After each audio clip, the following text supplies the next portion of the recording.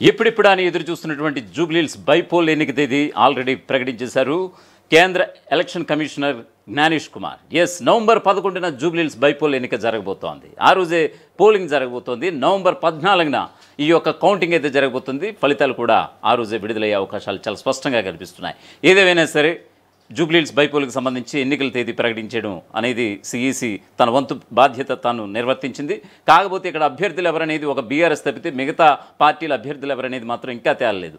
ఇప్పటికే Congress party incharge మంత్రులతో వేసినటువంటి ఒక కమిటీ ముగ్గురు పేర్లని ఆల్రెడీ చర్చించుకున్నాం. నవీన్ యాదవ్ కావచ్చు, బొంతు రామ్మోహన్ కావచ్చు, అలాగే సిఎన్ రెడ్డి కావచ్చు. ఈ యొక్క ముగ్గురు పేర్లు కూడా ప్రస్తుతం ఈ యొక్క కాంగ్రెస్ స్క్రీనింగ్ కమిటీ భేటీలో ఒక నిర్ణయం అయితే తీసుకునే అవకాశం ఉంది, ఒక గెలుపు గుర్రాన్ని. మరోవైపు బీజేపీ కూడా దాదాపుగా 7-8 మందితో ఒక ఆశావాహుల లిస్టు కూడా తయారు చేసుకున్నట్లుగా తెలుస్తోంది. ఏదేమైనా సరే జూబ్లీహిల్స్ బైపోల్ ఎన్నికల రణరంగం మొదలైపోయింది. ఖచ్చితంగా దీనికి సంబంధించినటువంటి డీటెయిల్స్ కూడా ఒకసారి చూద్దాం. తెలంగాణలోని జూబ్లీహిల్స్ ఉప ఎన్నిక తేదీని ఎలక్షన్ కమిషనర్ ఖరారు చేసింది. జూబ్లీహిల్స్ ఉప ఎన్నికను నవంబర్ 11న నిర్వహించబోతున్నట్లుగా వెల్లడించింది. అలాగే 14వ తేదీన కౌంటింగ్ ఉంటుందని ఈసీ స్పష్టం చేసింది. ఈ మేరకు దీనికి సంబంధించినటువంటి పూర్తి స్థాయి షెడ్యూల్ను తాజాగా విడుదల చేసింది కేంద్ర ఎన్నికల సంఘం. నామినేషన్లకు చివరి తేదీ ఈ నెల 21 కాగా నామినేషన్ల పరిశీలనకు ఆఖరి తేదీ 22 ఉంది.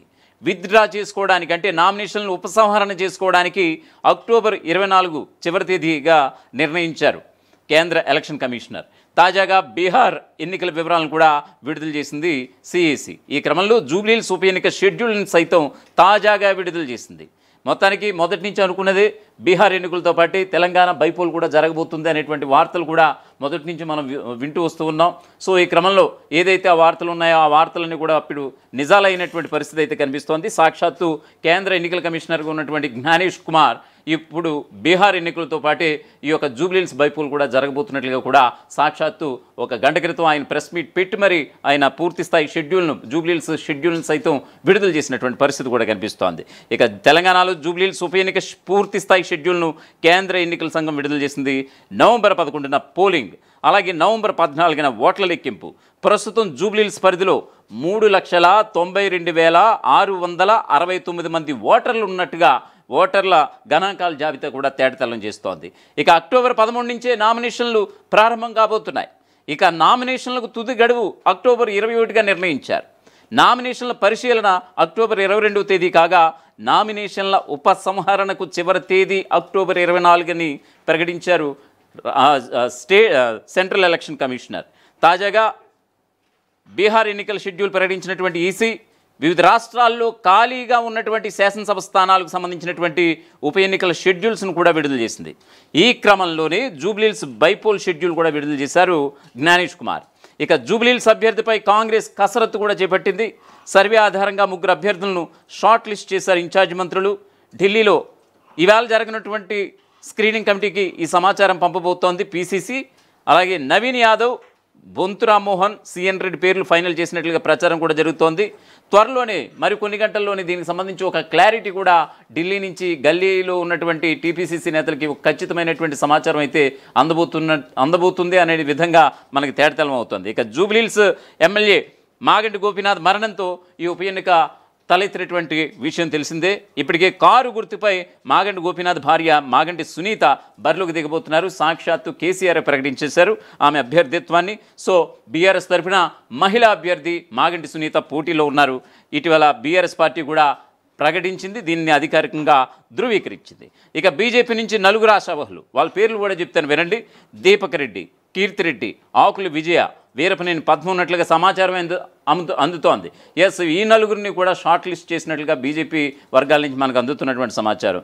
సో ఖచ్చితంగా ఆల్రెడీ కొన్ని గంటల క్రితం అంటే ఆదివారం నాడే వాళ్ళు ఒక క్లారిటీతో ఉండి మేము వారం రోజుల్లో ఖచ్చితంగా ఈ యొక్క అభ్యర్థిని ప్రకటిస్తామని చెప్పారు. కానీ ఇప్పుడు ఆ టైం కూడా లేనట్టుగానే తెలుస్తుంది. ఎందుకంటే ఆల్రెడీ నామినేషన్ల ప్రక్రియ, ఆల్రెడీ నామినేషన్ల ఉపసంహరణకు దీనికి సంబంధించి పోలింగ్ తేదీ, ఈ యొక్క కౌంటింగ్ తేదీ ఇవన్నీ కూడా షెడ్యూల్ ప్రకటించేశారు ఎన్నికల కమిషనర్. సో మరికొన్ని గంటల్లోనే మేబీ రేపే కావచ్చు ఈ అభ్యర్థుల ఎవరు అంటే, ఎందుకంటే ప్రచారానికి కూడా వాళ్ళు ముందుండి వెళ్ళాలి కాబట్టి ముందుగా ఎవరైతే అభ్యర్థులు ఉంటారో వాళ్ళు ప్రచార బరులు దిగాలి కాబట్టి ఖచ్చితంగా అభ్యర్థులను ప్రకటించాల్సిన అవసరం అయితే ఇప్పుడు అన్ని పార్టీలకు ఉంది. మరి ముఖ్యంగా కాంగ్రెస్ బీజేపీలకి.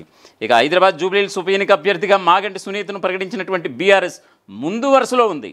రాష్ట్రంలో అధికారంలో ఉన్నటువంటి కాంగ్రెస్ పార్టీ, కేంద్రంలో అధికారంలో ఉన్నటువంటి బీజేపీ ఇంకా అభ్యర్థుల వేటలోనే మునిగిపోయాయన్నట్లుగా వార్తలు కూడా చక్కర్లు కొడుతున్నాయి. అయితే ప్రచారంలో మాత్రం 3 పార్టీలు దూసుకుపోతున్నాయి. బీహార్ ఎన్నికల తేదీని ప్రకటించినటువంటి ఈసీ జూబ్లీహిల్స్ ఉప ఎన్నికకు పోలింగ్ తేదీని కూడా ప్రకటించేసింది. హైదరాబాద్లో జూబ్లీహిల్స్ ఉప ఎన్నిక అభ్యర్థిగా మాగంటి సునీతను ప్రకటించి బీఆర్ఎస్ ముందు వరుసలో ఉంది. రాష్ట్రంలో అధికారంలో ఉన్నటువంటి కాంగ్రెస్ పార్టీ, కేంద్రంలో అధికారంలో ఉన్నటువంటి బీజేపీ ఇంకా అభ్యర్థుల వేటలోనే మునిగిపోయాయి. అయితే ప్రచారంలో మాత్రం 3 పార్టీలు దూసుకుపోతున్నాయి. బీహార్ ఎన్నికల తేదీని ప్రకటించినటువంటి ఈసీ జూబ్లీహిల్స్ ఉప ఎన్నికకు పోలింగ్ తేదీని కూడా ప్రకటించింది. నవంబర్ 11న జూబ్లీహిల్స్ ఉప ఎన్నిక జరగబోతోంది. దీంతో 14వ తేదీన కౌంటింగ్ ఉంటుందని కూడా ఈసీ స్పష్టం చేసింది. ఏదేమైనా సరే జూబ్లీహిల్స్ బైపోల్ ఎప్పుడు అనేటువంటి వార్తలు కొన్ని గంటల వరకు, కొన్ని నిమిషాల వరకు మనం చూసాం. ఇవాళ అయిపోతుంది, రేపు అయిపోతుంది, కేంద్ర ఎన్నికల సంఘం ప్రకటించేస్తోంది. బీహార్ ఎన్నికలతో పాటు జూబ్లీహిల్స్ బైపోల్ ఎలక్షన్స్ ఉంటాయి. అనేకమైనటువంటి వార్తలు సర్వాత్రి ఇప్పుడు చక్కలు కొట్టాయి. ఆ వార్తలన్నింటికి కూడా ఇంకా తెరపడినట్లయింది. సాక్షాత్తు కేంద్ర ఎన్నికల కమిషనర్గా ఉన్నటువంటి జ్ఞానేష్ కుమార్ మీడియా ముఖంగా వచ్చి బీహార్ ఎన్నికలతో పాటు జూబ్లీహిల్స్ బైపోల్కి సంబంధించినటువంటి షెడ్యూల్ ఆయనే ప్రకటించడంతో మొత్తానికి ఈ అంకానికి తెరపడినట్లయింది. ఇక మిగిలింది పార్టీలు వంతుగా మనం చెప్పక తప్పదు. ఆల్రెడీ బీఆర్ఎస్ పార్టీ అయితే మా సిట్టింగ్ ఎమ్మెల్యేని కోల్పోయినటువంటి బీఆర్ఎస్ ఖచ్చితంగా సెంటిమెంట్ అస్త్రాన్ని వాడుతుందా అని అంటే కనుక ఖచ్చితంగా మాగంటి సతీమణి మాగంటి సునీతికి టికెట్ ఖరారు చేసేశారు ఆయన చనిపోయిన వెంటనే. సో ఆమె ఇప్పటికే ప్రచార బరిలో ఉన్నారు. ఇప్పటికే మాజీ మంత్రి కేటీఆర్, అలాగే బీఆర్ఎస్ వర్కింగ్ ప్రెసిడెంట్ కేటీఆర్ ఆమె తరపున ఇప్పటికే ప్రచార బరిలో ఉండి ఆల్రెడీ ప్రచారంలో కూడా గల్లీ తిరుగుతున్నటువంటి సందర్భాలు కూడా మనం చూస్తూనే ఉన్నాం. ఇక నవీన్ యాదవ్, బొంద్రా మోహన్, సిఎన్ రెడ్డి పేర్ల విషయంలో ఒక ఫైనలిస్ట్ చేసినటువంటి టీపీసీసీ నిజంగా ఇప్పుడు అజారుద్దీన్ రూపంలో మరో కొత్త తలనొప్పి వచ్చి పడింది అని అంటే కనుక అది కూడా మనం చెప్పక తప్పదు. ఎందుకంటే కనుక గవర్నర్ కోటాలో ఆయనకి ఎమ్మెల్సీ ఇచ్చినటువంటి సందర్భం మనం చూసాం. సో అది కొంచెం న్యాయపరమైనటువంటి చిక్కుల్లో ఉన్నటువంటి ఎమ్మెల్సీ కాబట్టి తనకు దక్కే అవకాశాలు లేవనేటువంటి ఒక సందర్భం అయితే తనకు తానుగా అనుకున్నారా అని అంటే కనుక ఖచ్చితంగా ఈ ఎమ్మెల్సీ పదవి అయితే నాకు వచ్చే అవకాశం లేదు, ఎమ్మెల్సీ వద్దు, నాకు జూబ్లీహిల్స్ టికెట్టే ముద్దు అన్నట్లుగా ఇప్పుడు అజార్ వ్యవహారం అయితే ఉందట. తనని జూబ్లీహిల్స్లో బరిలో దించకుండా ఒక మంత్రి అడ్డుకుంటున్నారంటూ సదరా మంత్రిపై సాక్షాత్తు ఏఐసీసీకి కంప్లైంట్ చేసినటువంటి సందర్భం కూడా గాంధీ భవన్ వర్గాల నుంచి మనకు అందుతోంది. అయితే అజార్ని అడ్డుకున్నటువంటి ఆ మంత్రి ఎవరు అనేది క్లారిటీ లేదు. ఖచ్చితంగా ఆయనైతే ఇప్పుడు ఎమ్మెల్సీ వద్దు, మీరు ఇచ్చే గవర్నర్ కోట ఎమ్మెల్సీ నాకైతే వద్దు, ఖచ్చితంగా నాకు జూబ్లీహిల్స్ టికెట్ ఇవ్వాలి, గతంలో ఓడిపోయాను, ఈసారి ఖచ్చితంగా గెలుస్తాను అనేటువంటి ధీమాతో ఉన్నట్లుగా తెలుస్తోంది. ఇక ఆ పరిస్థితి ఎలా ఉంటే కనుక ఇంకా బీజేపీ అయితే ఇందాక మనం చెప్పుకున్నట్టుగా 4 అభ్యర్థుల్ని షార్ట్ లిస్ట్ చేసినటువంటి పరిస్థితి, మాధవిలత అలాగే ఇంకాస్త మరో 3 కూడా. సో ఏదేమైనా సరే గెలుపు గుర్రాలని ఇప్పుడు దించేటట్టుగా కసరత్తు చేస్తున్నారు.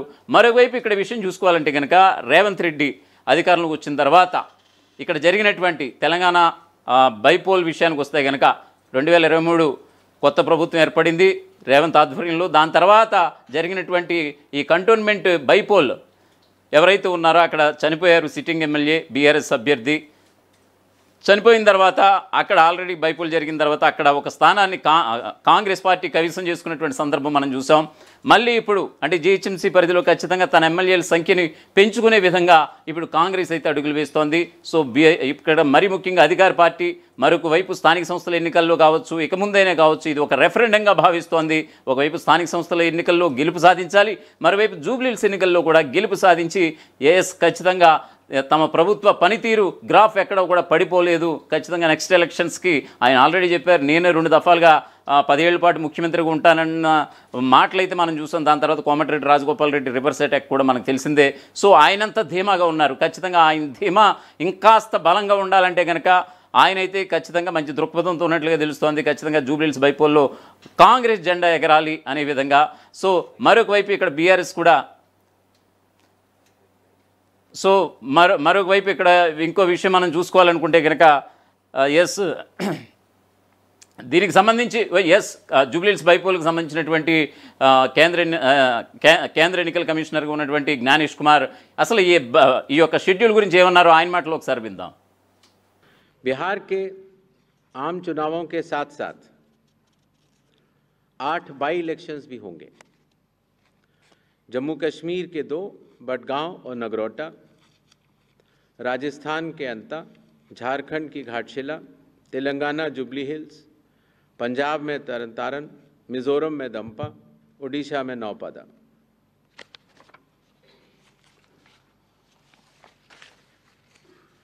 इनकी तारीखें भी डेट ऑफ पोल लेकिन सबका 11 तारीख ही होगा और काउंटिंग 14 नवंबर को होगी। बिहार के आम चुनावों के साथ साथ 8 बाई इलेक्शंस भी होंगे।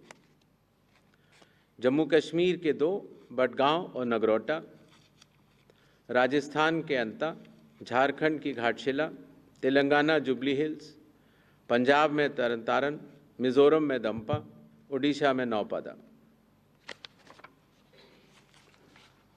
అసలైన తొలి వెలుగు. ఫాలో వాట్సాప్ @తొలి వెలుగు official.